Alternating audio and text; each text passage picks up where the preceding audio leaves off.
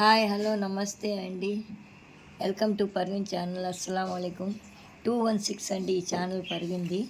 ఇవాళ నేను బంగాళదుంప,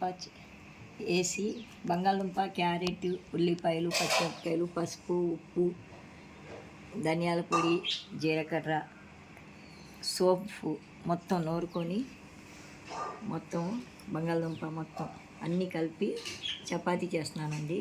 పెడతాను చేసేటప్పుడు.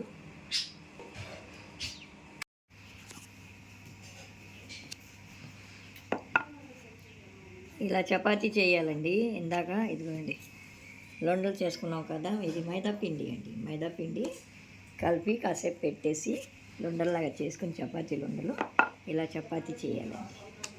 చేసి దీని మీద బంగాళదుంప పెట్టాలండి.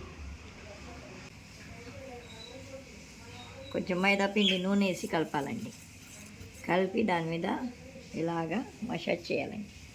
ఎందుకంటే పొడిగా వస్తుంది చపాతీ చక్కగా.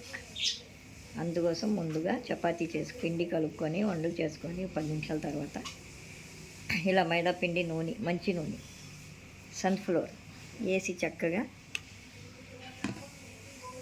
ఇందులో ఇలాగ పెట్టేసి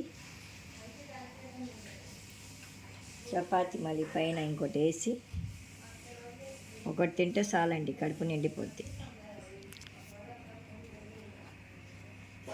ఇలా పెట్టేశారనుకోండి చక్కగా ఎదిగోండి. కూరతో కూడా అవసరం ఉండదండి.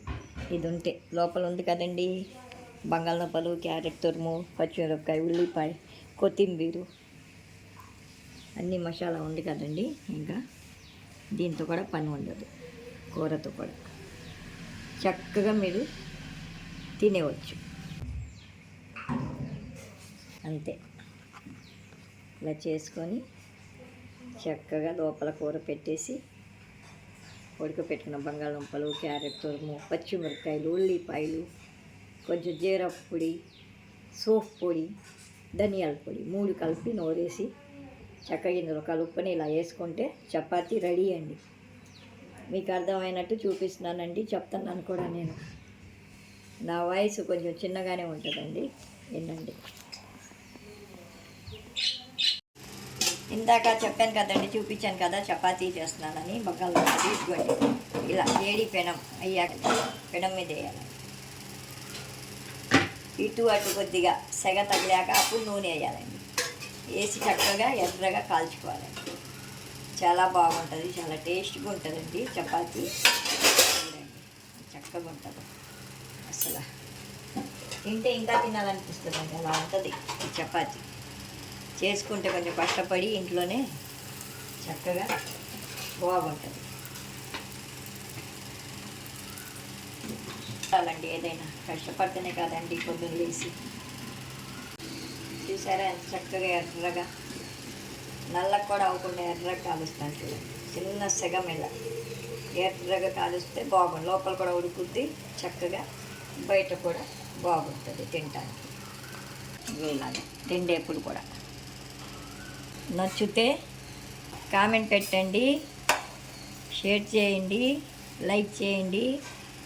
మీ లైకుల కోసం, మీ కామెంట్ కోసం, మీ షేర్ కోసం ఎవరికైనా మీ ఫ్రెండ్స్ వాళ్ళు ఉంటే షేర్ చేయండి. మా వీడియో అందరికీ చెప్పండి, మీ బంధువులకి, చుట్టాలకి.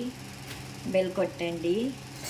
నచ్చితే లైక్ చేయండి. లైక్ చేస్తే మాకు తెలుస్తుంది ఎంతమంది కామెంట్ పెట్టారో, లైక్ చేశారో, షేర్ చేశారో అనేసి. అంతేనండి.